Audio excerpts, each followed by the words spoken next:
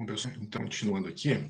Então, na aula passada, a gente estava falando dos compressores, né? E aí a gente terminou falando da eficiência dos compressores. A gente viu... não, na verdade, a gente voltou até antes um pouquinho, né? A gente tinha falado...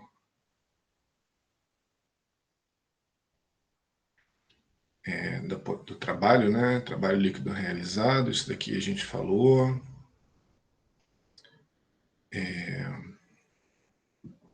O trabalho isentrópico, o politrópico e o isentrópico, né? A gente viu também o isotérmico, certo? Deixa eu só botar aqui.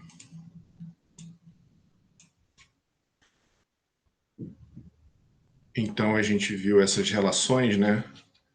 O isotérmico, como é que a expressão para calcular o trabalho, se o processo for isotérmico, a expressão para calcular o trabalho se o processo for politrópico e se ele for isoentrópico, né? Então cada uma das relações que a gente obtém, e tudo parte aqui, né? VDP, e a relação do VDP com a expressão associada para a relação entre P e V, né, ao longo do processo. Então, a gente fez a revisão de aquela revisão de termodinâmica, né, e aí a gente viu, deixa eu voltar aqui alguns slides. Aqui, ó.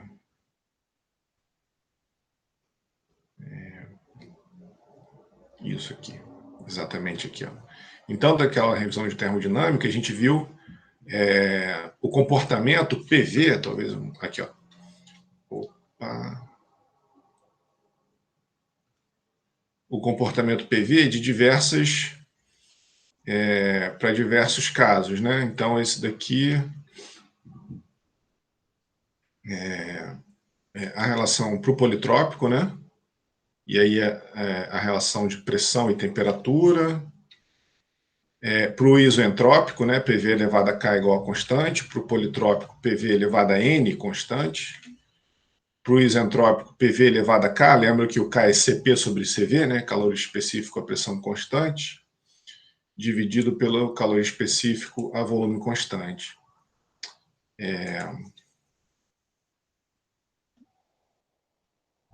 Tá, e aí a gente viu essa expressão aqui, né, de forma geral, a relação PV, então, para o processo isoentrópico, N igual a K, que é essa relação aqui, né?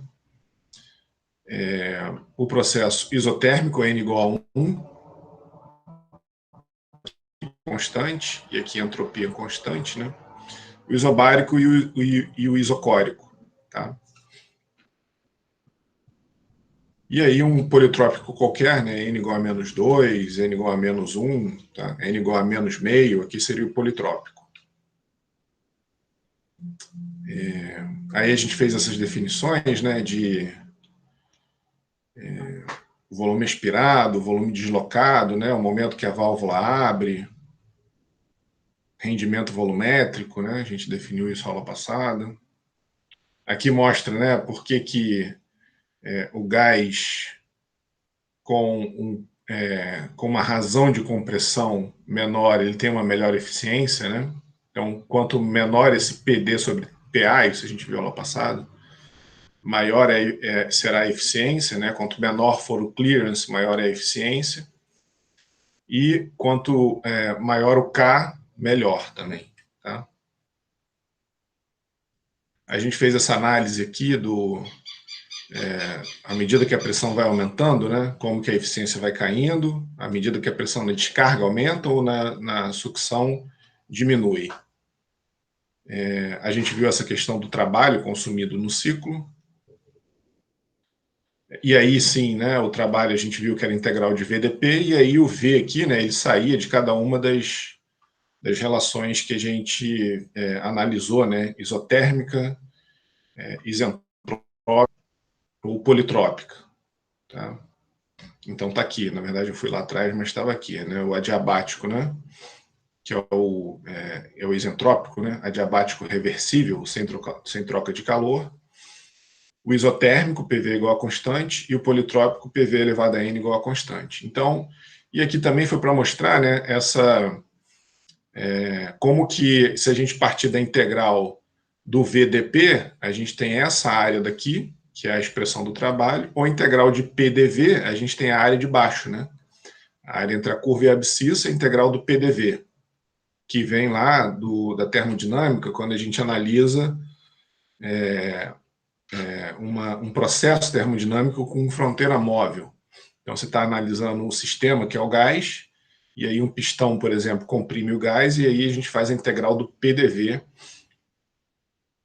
para determinar o trabalho realizado no gás, ou pelo gás, se for o contrário, né?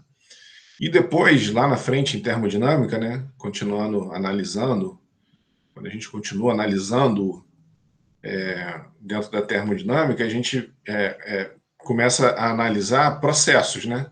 Então, tem uma vazão mássica que entra, uma vazão mássica que sai, né? Fluidos coando, por exemplo, um compressor, ou aqui, nesse caso aqui é uma turbina, né? Aqui tem uma turbina produzindo trabalho de eixo, e eventualmente aqui um pistão, né? Recebendo o trabalho do fluido aqui, fornecimento de calor. Então, à medida que o fluido passa por esse processo, ele transfere energia na forma de calor e trabalho com vários equipamentos desse processo, né? Então a gente tem, e aí quando a gente tem um processo ocorrendo, né, quando a gente tem vazão, né, quando a gente tem fluido transportando energia, demonstrado da primeira lei da termodinâmica para um processo que o trabalho é igual à integral do VdP. Então as duas formas são equivalentes, e aí fica mais a gente usa que for mais conveniente para cada caso, né? E aí aqui a gente usou a integral do VdP, tá? O trabalho aqui como integral de VdP. E aí a gente fez a relação, né? Quer dizer, isolou o volume, né? O volume específico em função da pressão a partir da relação mais básica, né? Aqui para um processo elevado a n, P1V1 elevado a n igual a P2V2 elevado a n. Então, isolando o V, a gente jogou aqui dentro da integral, né? Do VdP. Trabalhou na integral e ficou com essa relação aqui para o trabalho, né? Onde PV é igual a RT. Então, a gente pode analisar o trabalho realizado no gás como a variação de pressão e volume específico entre o ponto 1 e o 2, ou a variação de temperatura. Tá? Aí a gente mostra que poderia ter feito outra análise, também equivalente, né? Trabalhando aqui nessas relações PV, a gente poderia chegar numa terceira relação, então são 3 relações equivalentes, né? Tanto faz, qualquer uma das 3 vai funcionar. E como esse expoente n aqui era genérico, né, a gente só substitui pelo k, né, para trabalhar, para achar a expressão do trabalho politrópico, né, a gente foi demonstrado todas as integrais e tudo mais, né, partindo do PV elevado a n igual a constante, a gente trabalhou nessas relações, então é só substituir o n por k que a gente fica com a relação para o isentrópico, né. Agora, e para o isotérmico, né, e para o PV constante, a gente não pode botar aqui que o n é igual a 1 térmico. Então, aqui ficaria uma divisão por zero. Então, a gente precisa começar da análise mais fundamental, né? PV, P1V1 igual a P2V2 igual a constante. Tá? E aí, de novo, né, a gente trabalhou nessa relação e aí ficou com essas 3 expressões aqui para o trabalho: o isotérmico, o politrópico e o isentrópico. Tá? São as 3 relações que permitem a gente calcular o trabalho necessário para levar o gás da pressão P1 até a pressão P2. Certo? E aí são as mesmas expressões para dispositivos geradores de potência. Se vocês olharem lá no livro de termodinâmica de vocês, o ciclo de Brayton de uma turbina a gás, vocês vão chegar nessa mesma relação aqui de trabalho realizado pela turbina. Então, na verdade, um compressor aqui, né, a análise é semelhante, né? É a interação do gás com o dispositivo mecânico, então a gente tem a mesma relação de energia que se obtém lá na termodinâmica para o ciclo de Brayton. Tá? Mas, a gente desenvolve essas equações, né, com cada particularidade, com a particularidade de cada processo, mas tudo passa pela primeira lei da termodinâmica. Tá? Então, se a gente pegar aqui o estado 1 e o estado 2, por exemplo, para o processo isentrópico reversível, né? Então, o Q igual a zero, a gente necessariamente vai ter que achar essa relação, ou essa relação, né? K sobre 1 menos K, RT2 menos T1, ou essa relação, ela tem que ser igual à variação de entalpia entre 1 e 2. Ela vai ter que ser igual numericamente a essa relação aqui, né? Tá? Certo? Então, tudo passa por aqui. Tá? Se for um politrópico, a gente tem que saber, a gente tem que quantificar a taxa de transferência de calor. Tá? Tanto o politrópico quanto o isotérmico, né? Os dois envolvem transferência de calor. Então, a gente tem que saber quantificar quanto que é o Q para saber quanto que a taxa, o trabalho realizado, né? Esses dois aqui de cima. E aí eu mostrei aqui, né, a compressão polifásica com resfriamento intermediário, como é que a gente economiza energia, no final das contas, né? Porque o trabalho realizado é menor, né? Se a gente, na hora de passar do estágio 1 para o estágio 2, resfriar o fluido, a gente traz a curva PV cada vez mais perto da isotérmica. Tá? E aí, de novo, né, quanto mais estágios você colocar, melhor do ponto de vista de eficiência. Lembra aqui, né, do ponto de vista da eficiência volumétrica aqui atrás. Ó. Deixa eu ver se eu acho aqui rapidinho a expressão. Acho que estava lá no começo, né? Cadê? Opa, melhorou. Aqui, ó. Lembra que a eficiência volumétrica ela dependia dessa relação entre a pressão na descarga e a pressão na sucção. Então, quanto menor, né, quanto mais estágios, se em vez de você ir da pressão 1 para a pressão 2 direto, você for fazendo isso de forma intercalada, a eficiência volumétrica melhora e melhora mais ainda se você colocar resfriamento intermediário entre um estágio e outro. Agora, isso se torna caro, né? Quer dizer, do ponto de vista construtivo, né? Você vai ter que construir um monte de estágios um do lado do outro e colocar dispositivos de resfriamento. Então, claro que isso tem uma análise paramétrica aqui para ver quantos estágios, né, o tempo que o compressor vai ficar ligado, a energia que isso que você consegue economizar, né, finalmente, fazendo esse processo. Certo? É que nem quando você vai, não sei, comprar um ar-condicionado, né? Se você for comprar um ar inverter, ele é mais econômico, mas se você comprar um aparelho que vai ser ligado uma vez por ano, é melhor você comprar um convencional, porque a diferença de preço não compensa a economia, né? Ou sei lá, você vai colocar gás no seu carro, GNV no seu carro, será que você anda tanto para compensar a economia? Então depende, né? Tudo isso daí depende, tá? Bom, aí sem a taxa de transferência de calor, o menor trabalho requerido é isentrópico. Na verdade, isso a gente já viu na aula passada, vou passar um pouquinho aqui mais rápido disso. Que aí a gente viu aqui, né, que a eficiência, olhando aqui o processo entalpia contra entropia, né, por que a gente faz essa análise? Porque a entalpia, para um processo adiabático, a diferença de entalpia vai dar o trabalho, né, vai dar o trabalho realizado no gás. Então, para o processo isentrópico, a gente tem o menor trabalho, e quando a gente tem um processo adiabático, né, ainda isentrópico e adiabático, então ele não é irreversível, quer dizer, ele não é reversível, a gente tem uma energia gasta maior, é o que está mostrando aqui nesse gráfico. Né? E aí, nem sempre, né, essa eficiência pode ser a mais adequada, porque eventualmente você pode resfriar o compressor para você aumentar a eficiência. Né? Então, o que a gente tem, nesse caso, é que a eficiência isentrópica, né, diabática, ela pode não ser adequada.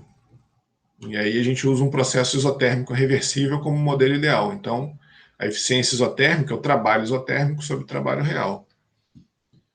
Enquanto que a eficiência isentrópica, ela é a diferença de entalpia isentrópica sobre a diferença de entalpia num processo adiabático reversível, certo? Ele continua sendo adiabático, mas agora ele é reversível.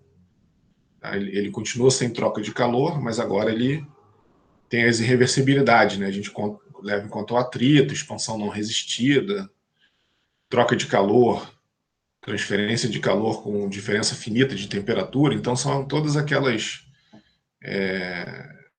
fenômenos que tornam o processo irreversível. Mas ele continua sendo adiabático, né?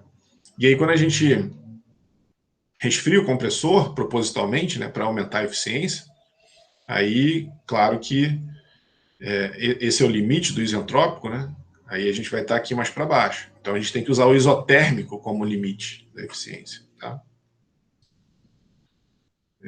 Então, bom, por isso que ele é resfriado, né? E aqui como é que a gente determina o calor trocado num processo com troca de calor, né? É só usar a primeira lei da termodinâmica aqui, ó, que é igual a ΔH mais trabalho, ΔH pela aproximação, hipótese do padrão AR, então ΔH CP ΔT. Então, o Q é CP, N menos K, né? T2 menos T1. Se ele for isentrópico, o N igual a K, e aí o Q é igual a zero. Tá? Volto para o Q. Q é igual a zero. Se ele não respeita a equação de estado de gás ideal, a gente tem que levar o Z em conta, né? Então, para o caso politrópico, aqui, né? Então, a gente leva em conta aqui ó, um fator de compressibilidade médio entre o estado 1 e o estado 2. Bom, aí a gente vem para o ciclo real, né? A gente estava vendo aqui o ciclo ideal, que é esse daí. Opa, não, esse daqui não. Que é esse daqui, ó. Bom, tá aqui, né? Aqui, ó. Esse é o ciclo ideal. Tá? E agora a gente vai ver o que torna esse ciclo, na verdade, real, né? Então, os compressores reais, eles geram calor por atrito, né? Então, a gente não... Quer dizer, eventualmente, dificilmente a gente consegue usar a hipótese do escoamento isentrópico adiabático, né? Podem ocorrer retorno de ar pela válvula de cilindro e esses são os processos politrópicos de fato, né? Então, aqui, ó, ele está mostrando se esse processo aqui, então esse é um ciclo, né? Aqui está a compressão de 1 para 2, então aqui está a pressão na admissão, a pressão na descarga. Aí do 2 para o 3, o compressor descarrega. Do 3 para o 4, o pistão está descendo, mas o gás ainda não foi admitido, porque a válvula de admissão ainda não abriu. E no ponto 4 aqui, a válvula de admissão abre, e aí nesse estágio aqui 4.1, o pistão, o ar é admitido para dentro do cilindro. Bom, aí aqui ele tá plotando aqui, ó, um processo isotérmico, então é aquele que demandaria menos trabalho. O processo real de compressão, que é esse daqui, ó, que ele está seguindo, essa linha tracejada forte aqui, e o adiabático, né? Uma compressão adiabática, tá? Onde o K seria 1,4 para o ar. Se vocês olharem nas tabelas termodinâmicas, a gente até viu isso na aula passada. Deixa eu ver se eu acho rapidinho aqui, ó. Aqui. Aqui, ó. O K, aqui, ó, para o ar, tá vendo? 1,4. Aqui para o processo adiabático, reversível, né, o isentrópico, a expressão da relação entre pressão e volume específico é PV elevado a K igual a constante. Então, por isso que ele colocou ali, junto ali, né, aqui, ele colocou o isotérmico, o adiabático e aqui o real, o politrópico, né? Só que a gente tem que saber aqui quanto que é o N desse processo, né? Para caracterizar esse processo, a gente tem que saber o N. Tá? Então, a gente não quer isolar o compressor, porque isso é pior do ponto de vista de eficiência, então a gente quer que exista uma transferência de calor, e aí aqui a gente está com o caso isotérmico aqui, tá? Bom, aí a gente comprime do P1 até o P2. O que acontece aqui? Por que ocorre esse aumentozinho de pressão aqui, né? Porque existe uma certa inércia para a válvula abrir. Ela não vai abrir exatamente na pressão de descarga, ela precisa de uma pressão um pouquinho maior para abrir. Então, por isso que ocorre essa... E também tem o atrito, né? Claro, isso que ele está falando aqui, né? Então, a válvula tem um certo atrito. Então, a pressão precisa ser um pouquinho maior do que a pressão na descarga, até o estágio 3 aqui, né? Onde o cilindro, onde o pistão começa a descer, ou começa a voltar, né? E aí acontece a mesma coisa aqui, ele precisa estar, né, a pressão dentro do cilindro tem que estar um pouquinho menor do que a pressão do processo para poder aspirar o gás, né, o ar, no caso, né, o gás do processo. Então, por isso que aqui está sempre um pouquinho abaixo da pressão P4 do processo, e aqui em cima, na descarga, está sempre um pouquinho acima da pressão na descarga, porque senão ele não expulsa o gás ali de dentro, né? E nem aspira o gás para dentro do cilindro. E a questão é que o volume morto aqui, que existe, né, faz com que uma certa quantidade de fluido comprimido seja expandido novamente, então reduz a aspiração. Então isso tudo torna o processo real, faz com que o processo real se distancie do ideal, né? Tá? A carga do eixo aqui, então, bom, enfim, então essas são as questões, né, que fazem com que o processo ideal tenha essa cara aqui, né, o ciclo ideal, mas é bem parecido, né, se vocês observarem, o ideal é bem parecido, o real é bem parecido com o ideal. E aí a gente analisa agora a carga no eixo, né, similar ao que a gente viu para a bomba de pistão. Então, a gente tem aqui a força, qual a força que age aqui nesse eixo aqui, né? É a pressão HE que ele está falando aqui, enfim, a pressão no lado esquerdo aqui, né? Vezes a área do pistão, menos a pressão CE no lado aqui direito, né? No caso do compressor de dupla ação. Então, menos o CE, tá? Certo? Vezes a área do pistão, menos a área do eixo aqui, tá? Então, se esse pistão estiver comprimindo à medida que ele vai para a esquerda e à medida que ele vai para a direita, a gente tem que levar em conta aqui da pressão no lado direito aqui, tá? E a pressão na carcaça, né? Esse frame load aqui é a pressão que está agindo aqui na carcaça, né? Ela varia em função das variações de pressão no lado do pistão e do eixo, tá? Então todas essas cargas aqui têm que ser dimensionadas em função das pressões que esse compressor está sendo sujeito, tá? A vazão aspirada, ela é calculada com essa fórmula aqui, né? Então, é o volume no cilindro, é a cilindrada do compressor, né? Certo? É o volume deslocado, lembra lá, né? Ou, desculpa, o volume aspirado. Na verdade, é o volume deslocado, realmente, né? Esse VC aqui. Só que quando a gente multiplica quando a gente faz essa multiplicação, né? A cilindrada do compressor vezes a eficiência volumétrica, a gente tem o volume aspirado. Tá? Então, o volume deslocado vezes a eficiência é o volume aspirado. É o que efetivamente foi aspirado pelo compressor. Tá? Certo? Então, é o volume, né? É o volume deslocado vezes a eficiência, que é o volume aspirado, vezes quantas rotações por minuto sobre 60. Então, a gente tem a dimensão aqui, a unidade, né, no SI, de metros cúbicos por segundo. Tá? Então, para o compressor de simples efeito, a gente tem essa relação. Tá?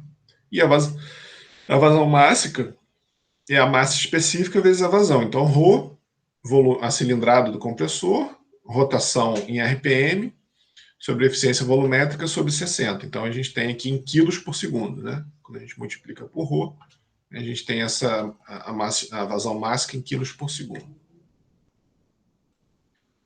A potência absorvida no eixo, quer dizer, a gente já calculou, né, a potência de compressão. Agora a gente pode calcular a potência absorvida no eixo se a gente souber, olha só, é o trabalho, né? O que é a potência? É o trabalho vezes a vazão. Então, se a gente souber calcular o trabalho e multiplicar pela vazão máxima, a gente tem a potência absorvida no eixo. Então, para um processo adiabático, a gente tem que a eficiência, né, a potência, é o trabalho isentrópico sobre a eficiência global. Só que o que é a eficiência global? A eficiência mecânica vezes a eficiência isentrópica. Tá? E aí a gente tem que saber o K aqui nesse caso, né? Tem que saber o CP sobre CV do gás se a gente estiver trabalhando com processo adiabático. Para um processo politrópico, o que a gente tem é que a potência é o trabalho isotérmico sobre a eficiência global, né? Onde a eficiência global é a eficiência mecânica vezes a eficiência isotérmica. Tá? Lembra aqui as relações de eficiência, né? Certo? Bom, aí, para fechar essa parte de compressor, vamos resolver um exemplo aqui, que é o seguinte: um compressor alternativo deve atuar em um sistema sob as seguintes condições: pressão na sucção de 1000 kPa. Então, aqui em cima ele tem a sucção, né? E aqui embaixo ele está a descarga. Ele tem a descarga, certo? Então, quando ele vai para a direita, por exemplo, né? A válvula de sucção abre e a válvula de descarga abre e a válvula de sucção aqui fecha, né? E a de descarga fecha, e quando ele vai para a esquerda, o inverso ocorre. Então, pressão na sucção de 1000 kPa, temperatura na sucção de 23 graus Celsius, pressão na descarga 3.600 kPa. Então, esse compressor está passando de 1000 kPa para 3.600 kPa, né? Está aumentando a pressão do gás de 1000 para 3.600 kPa.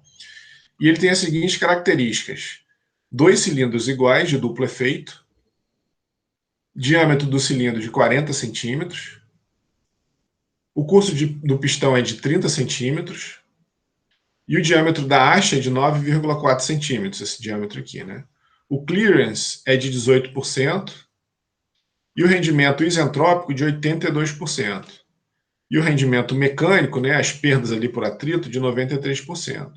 Os limites operacionais desse dispositivo é a pressão máxima nos cilindros 4.420 kPa, temperatura máxima de 150 graus Celsius, a carga máxima que a haste suporta é de 364 kN, a rotação máxima do compressor 500 RPM. E o que ele tem disponível para comandar esse compressor? Um motor elétrico de 1.200 kW a 400 RPM. E ele quer saber a vazão máxima, a possibilidade de operação dessa máquina, e sabendo que o gás possui um K de 1,22, massa molecular de 26,1 e fator de compressibilidade na admissão e na descarga de 0,96 e 0,92, respectivamente. Tá? Então, vamos ver como é que a gente resolve isso. Né? Então, a vazão máxima ela é dada por 2 vezes, porque é de duplo efeito, né? A cilindrada vezes a velocidade de rotação, eficiência volumétrica, sobre 60, né? Porque a gente está passando rotação por minuto para rotação por segundo. Então, a gente precisa de algumas quantidades aqui, né? A primeira coisa é o rendimento volumétrico. Então, a gente tem o clearance, ele deu, né? Que é a relação entre o volume morto e a cilindrada, né? Tá? Então, quanto do volume morto com relação à cilindrada do compressor. Então, ele deu isso: 18% da cilindrada do compressor é volume morto, né? Então, a gente tem. E lembra, né? A eficiência volumétrica é quanto do curso aspira o gás. E o clearance é quantos por cento da cilindrada é volume morto. Tá? Bom, então, ó, o clearance é dado, 0,18, a relação de compressão, o K do gás foi dado, então a gente fica com a eficiência volumétrica de 0,66. Então, 66% da cilindrada do compressor, né, o volume de 66% é o volume ocupado pelo gás, né, da cilindrada. Tá? E aí agora a gente tem que ver o volume deslocado. Então, a gente volta e calcula o volume deslocado a cada rotação. Então, na ida, né, o pistão desloca L πd2 sobre 4, né, porque ele não tem o... Opa, tem muito aqui. Porque ele não tem o eixo aqui do... não tem esse eixo aqui, né, que está acionando o pistão. Então, πd2 sobre 4. E na volta a gente tem que fazer a relação entre subtrair a área do pistão da área do eixo. Tá? Certo? E na volta, então na ida L πd2 sobre 4, na volta L π dzão, que é o diâmetro do cilindro, e dzinho, que é do eixo. Então, trabalhando nessa relação, né, a gente fica com essa relação aqui, ó. πl sobre 4, 2d2 ao quadrado menos d ao quadrado. 2dzão ao quadrado menos dzinho ao quadrado. E aí, o que a gente tem é quanto do volume para cada rotação, né? Certo? Ou o volume por rotação.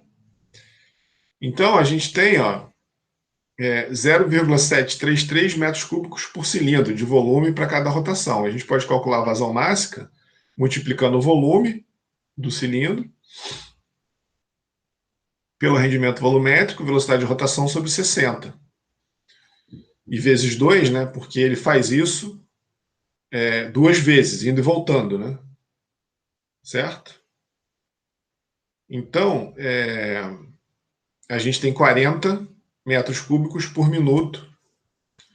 Ah, sim, desculpa, na verdade não. O 2 é porque são dois cilindros, não é porque ida e volta não. A ida e volta já está levando em conta aqui, ó, no volume, na cilindrada, né? Tá? Então, quando a gente tem o duplo efeito,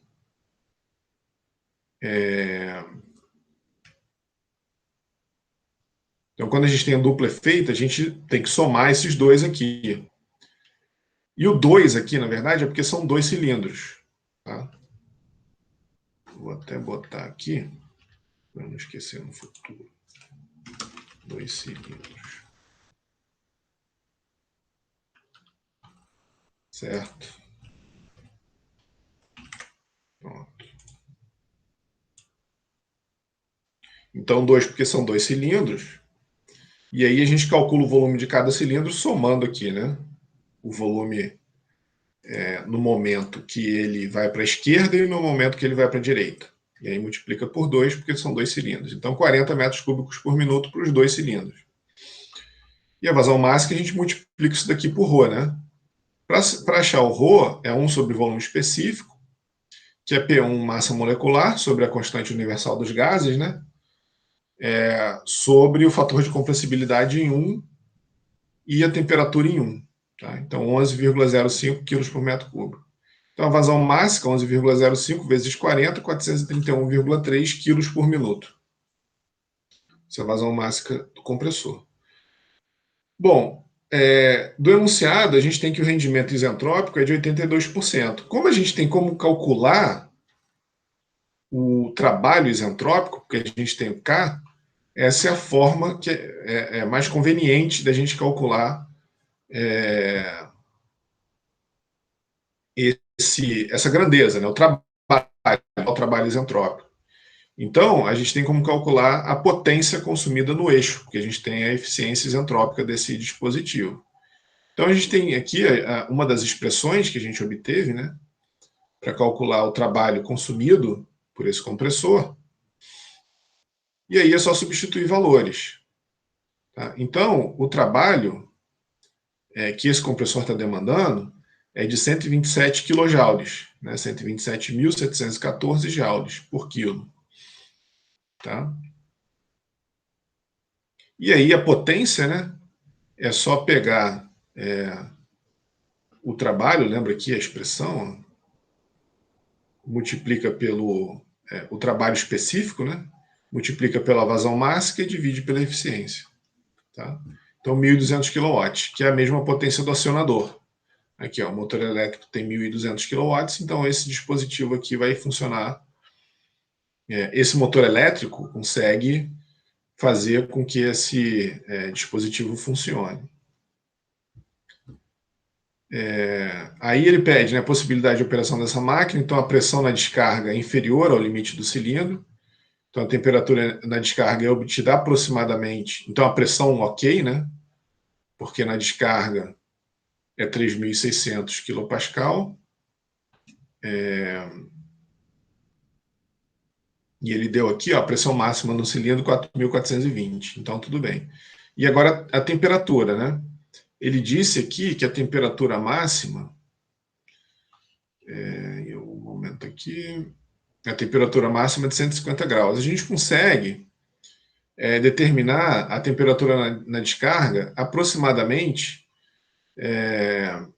pela relação isentrópica, né, que é aquela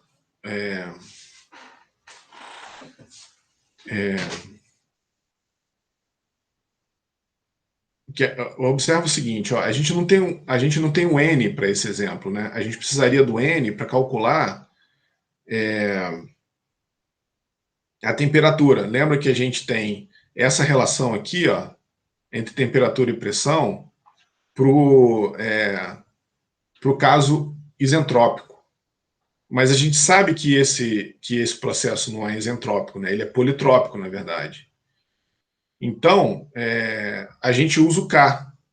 Então, a gente vai ter uma temperatura aproximada aqui.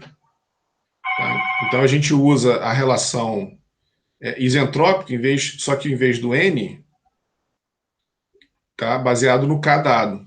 Tá? Então, a gente sabe que o processo não é isentrópico porque o rendimento isentrópico não é 100%. Então, a gente usa aqui a expressão do processo isentrópico, mas em vez do N, a gente coloca o K. E aí a gente chega em 100 Celsius aproximadamente, que é menor que o 150, que foi dado aqui como limite do compressor. Tá? E aí a gente pode determinar a força na haste, né, mais ou menos como a gente fez no caso da bomba. Ou quer dizer, ou igual a gente fez no caso da bomba. Né? Então a gente sabe a pressão no lado esquerdo aqui, né? Ou melhor, né? Qual é o pior caso aqui que esse compressor vai, que essa haste aqui vai sofrer? Quando ela está indo para a esquerda e comprimindo esse lado aqui. Porque aqui vai estar na pressão de sucção, que é 3.600 kPa, sujeita a maior área aqui, tá? Que é a área do pistão. Então, por isso que a gente trabalhou aqui, ó, no pior caso aqui, ó, certo? 3.600 kPa vezes 0,126, que é a área aqui do pistão, menos a pressão aqui do lado direito, que é 1.000 kPa, vezes a diferença, né, entre a área do pistão e a área do eixo. Tá? Então, nesse pior caso, a força que essa haste está exposta é de 333,63 kN, que é menor que o 364 kN que ele tem aqui de limite. Então, tudo bem, ele suporta essa pressão. Tá? Beleza? Bom, então com esse exemplo a gente finaliza a parte de compressor. E aí, na sequência, a gente entra aqui na parte de turbinas, que é a última parte do curso. Então, agora a gente vai entrar aqui na parte de máquinas de fluxo motrizes. A gente estava nas partes de máquinas de fluxo operatrizes, né? Agora a gente vai entrar nas motrizes dinâmicas. A gente não vai ver as volumétricas, e mesmo porque existem, até onde eu sei, né, poucas máquinas motrizes volumétricas. Então, as motrizes dinâmicas, rotativas, a gente vai ver as turbinas. Tá? Então a gente viu até agora as máquinas operatrizes, vimos bastante das dinâmicas, né, as turbobombas, alguma coisa da volumétrica, viu compressor e bomba, e compressor de pistão, né, e bomba de pistão, mas o foco até agora foi nas turbobombas. E agora a gente vai focar nas turbinas. Tá? Então, a turbina hidráulica é uma máquina motriz usada para converter energia hidráulica em energia mecânica de eixo. As turbinas, de forma geral, né, elas são classificadas de acordo com o estado do fluido. Então, as eólicas, as turbinas são chamadas eólicas, né, quando a energia é extraída do vento. Então, aqui são algumas turbinas eólicas, aí, algumas fotos de turbinas eólicas em terra e em mar. As turbinas a vapor, né, elas são usadas, logicamente, quando ocorre mudança de fase, né, quando você tem o vapor e aí, enfim, mudança de fase, lógico, não na turbina, mas em outra parte do ciclo, porque aí nessas plantas termoelétricas você tem água, por exemplo, né, passando na forma de vapor na turbina e depois ela passa no condensador, condensa, né, vai numa bomba, a bomba joga a água para uma caldeira, né? E a caldeira transforma a água novamente em vapor. Então, no ciclo, numa planta termoelétrica, a água fica passando por esse ciclo de mudança de fase, né?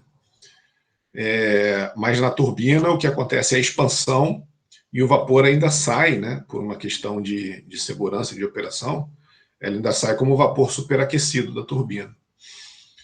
Tá? Então, em plantas termoelétricas ou nucleares de potência, né, o fluido de trabalho geralmente é o vapor. Né? Então, o que a gente tem são as turbinas a vapor, são máquinas térmicas e não máquinas de fluxo. Né? Então, aqui são fotos de turbinas a vapor. Né?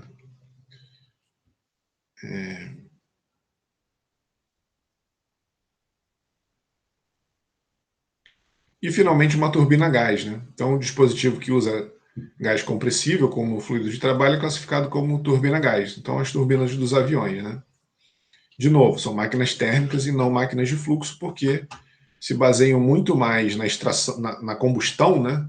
A questão é muito mais aqui a combustão da mistura ar-combustível e a expansão no momento que ela passa por um bocal, né? Do que propriamente a extração de energia do fluido para gerar trabalho. Claro que é um fluido, né? Não deixa de ser um fluido, mas aqui o papel principal desses dispositivos é a combustão. Tá? E aí, basicamente, né, a grande diferença de uma turbina a vapor, normalmente, né, ela é usada, turbinas a vapor são usadas para a gente aproveitar o trabalho de eixo para gerar um gerador, por exemplo. Né? Enquanto uma turbina a gás, ela normalmente, o trabalho de eixo aqui é feito para gerar o compressor. E o que acontece é que a expansão dos gases ao sair da turbina é que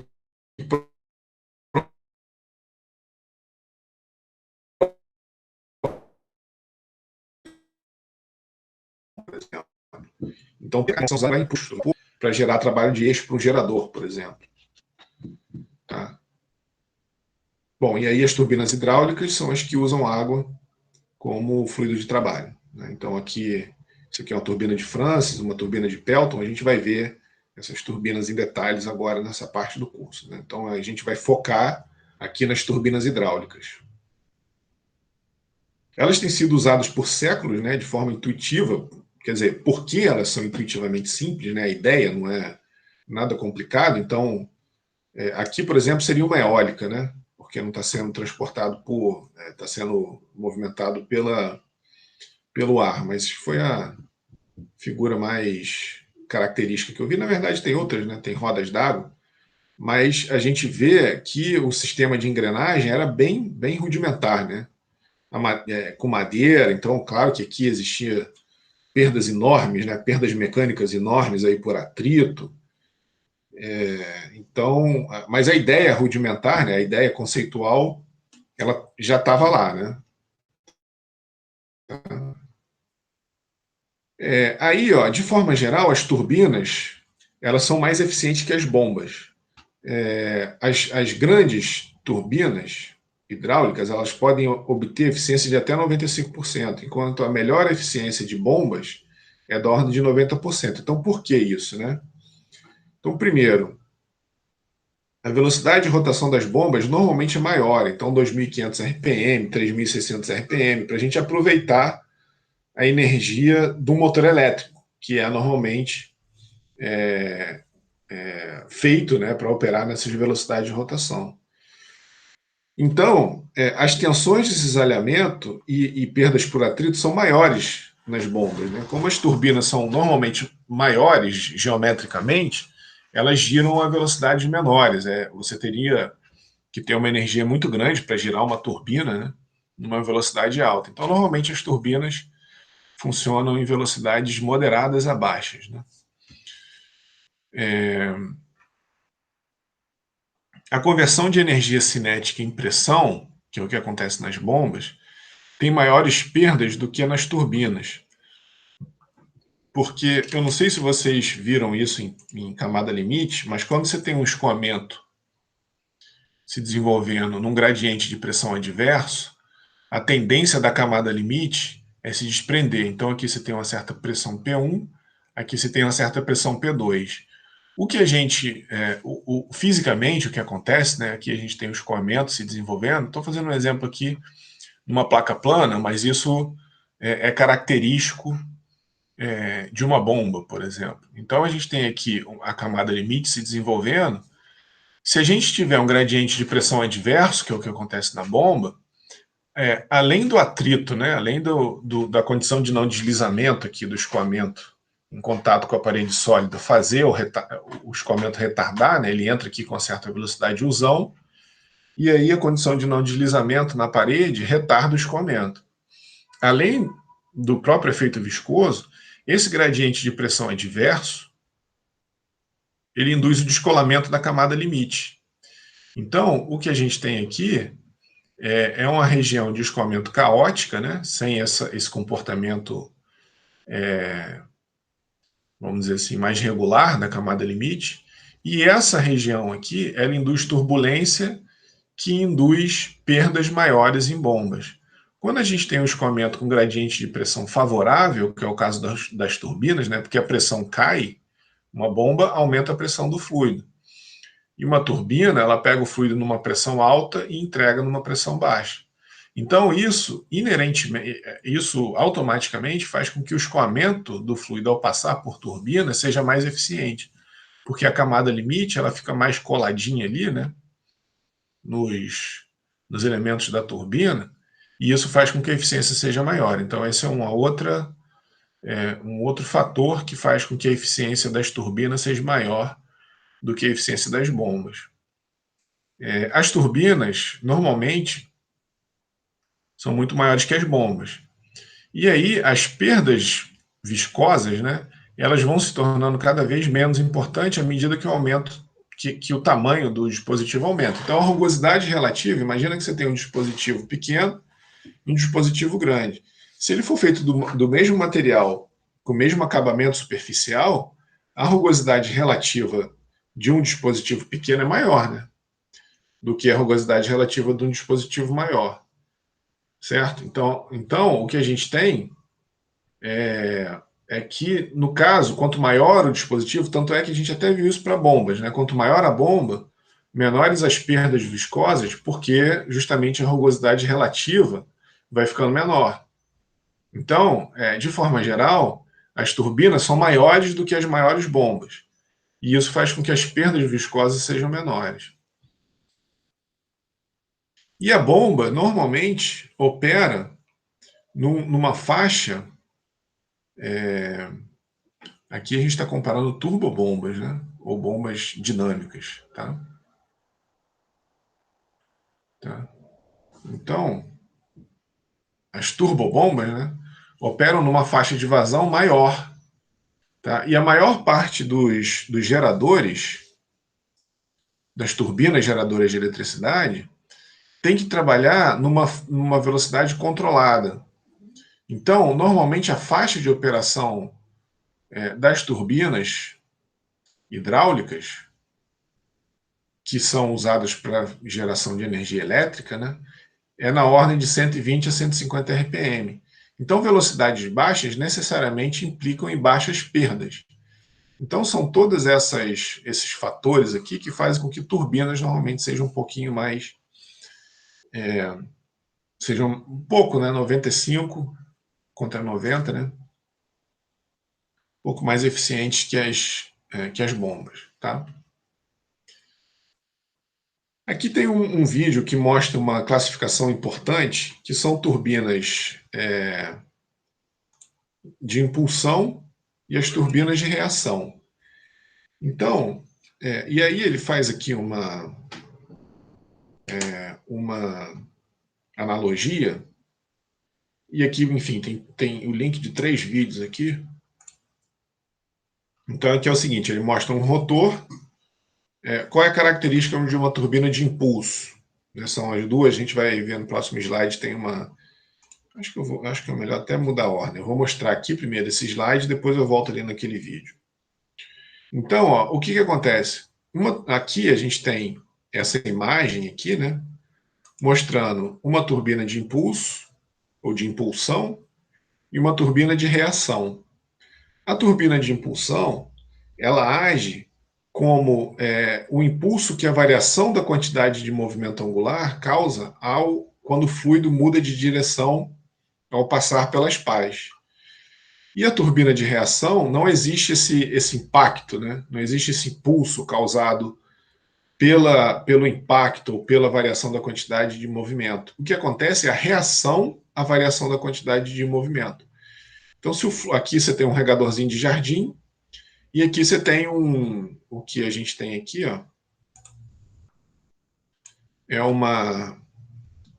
um rotor com algumas pás. E aí, na medida que você acerta essas pás com um jato d'água, a turbina gira. Gira porque você varia a quantidade de movimento linear do fluido, ele muda de direção. Ele entra com um certo ângulo e sai com outro ângulo diferente do que ele entrou.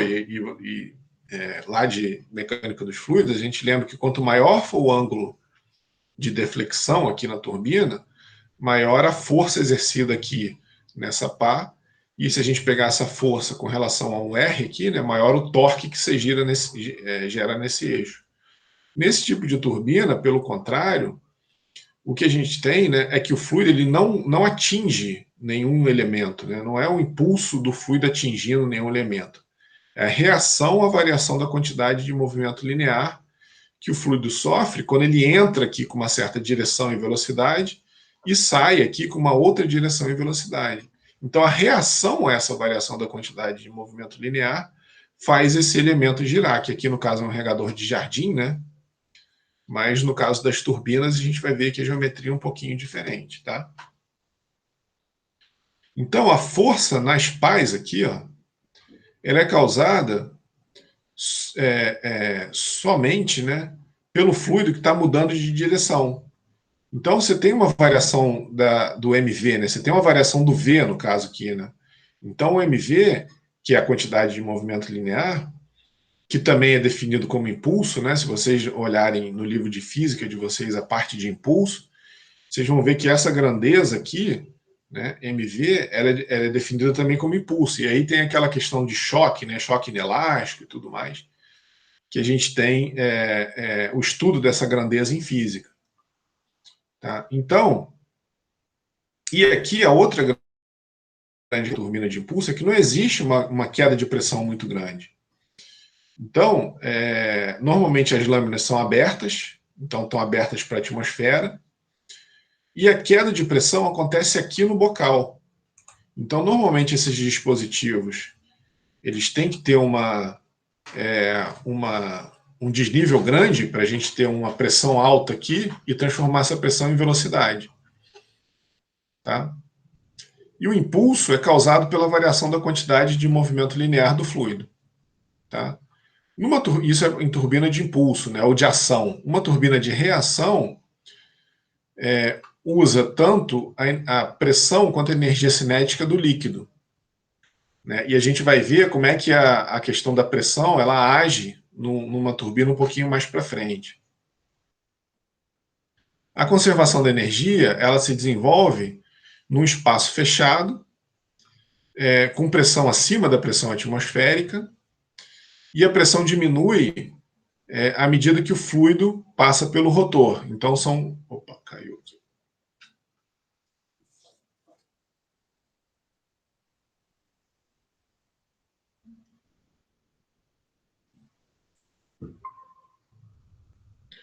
Bom, então voltando aqui, né, a turbina de reação, a pressão diminui à medida que o fluido passa pelo rotor. Tá? Na verdade, aqui, né, a reação da turbina é uma reação à variação da quantidade de movimento angular. Tá? Então, você tem uma variação da quantidade de movimento angular entre a entrada e a saída, e a reação é essa variação da quantidade de movimento angular que causa o torque, que faz o eixo girar. Tá?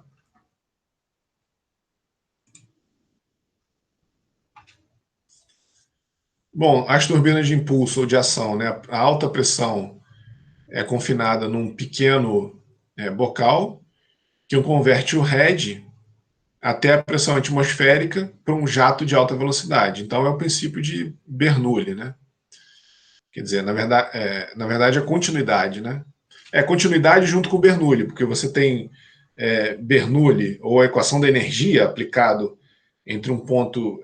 Bom, vamos ver isso mais para frente. A gente vai ver isso com mais detalhe mais para frente. Então você tem um jato de alta pressão e um bocal transforma esse jato de alta pressão, um escoamento de alta pressão, né? Então você tem um bocal para transformar esse escoamento em alta velocidade. Bom, eu acho melhor dar uma parada agora. Então são 8h56, vou dar uma parada para dar uma respirada e aí depois a gente volta aqui. Então a gente viu a diferença entre turbina de ação e de reação, aí a gente vai começar a falar da turbina de ação, depois a gente fala da de reação. Então, para a gente não parar aqui no meio, eu vou dar uma paradinha agora e aí daqui a pouco eu volto para continuar a parte da matéria.